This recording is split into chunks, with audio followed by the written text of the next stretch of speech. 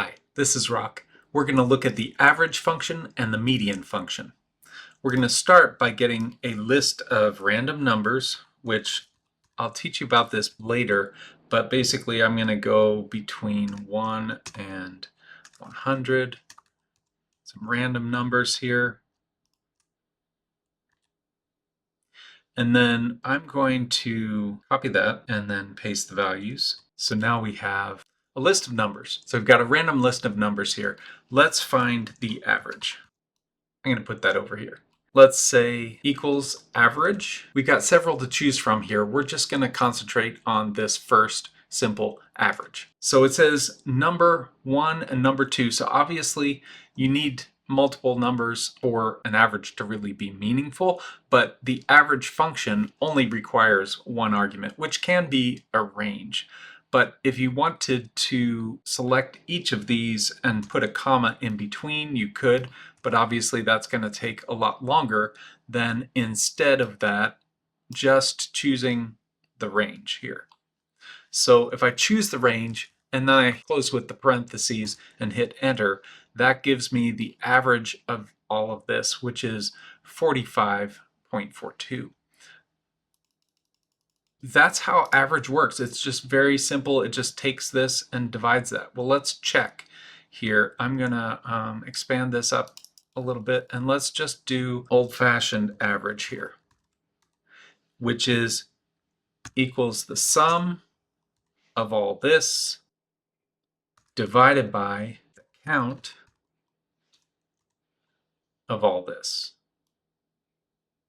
So that's how average works. You just have the sum of the numbers divided by the number of numbers that there are.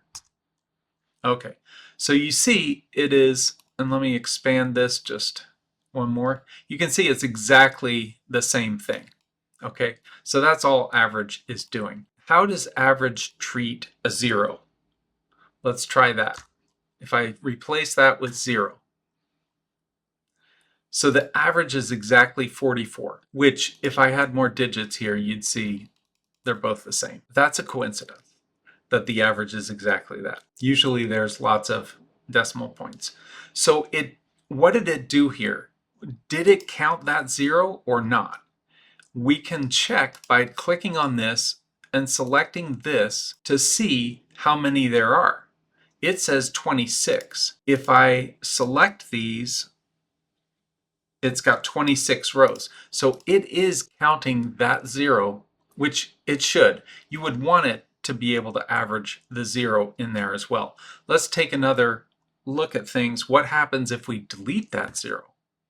Suddenly the average goes way up, and if we click in here and look to see how many it's counting, it's only counting 25. This is an interesting factoid to note that the average function here ignores blanks. It doesn't treat them as zeros. If you want this particular cell to be represented as a 0, you need to have a 0 in it.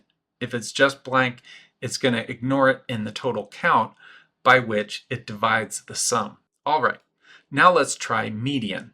Median is different than average in that if you have a list of numbers, there's the same number of numbers above the median as there are below the median in quantity. For example, with grading, if the average in a class is a C, it can be helpful to know if that's because there's an even distribution along all those grades, or if the reason it's a C is that there were 1 or 2 very bad grades and most of them were higher than that. So median really helps understand what the list of numbers has in a different way. So let me go ahead and select this, close parentheses, and the median is 42. What you can see from this is that I did a random set of numbers from 1 to 100, but because 42 is the median, we see that it wasn't an absolutely perfect distribution between 1 and 100, and that's how randomization works.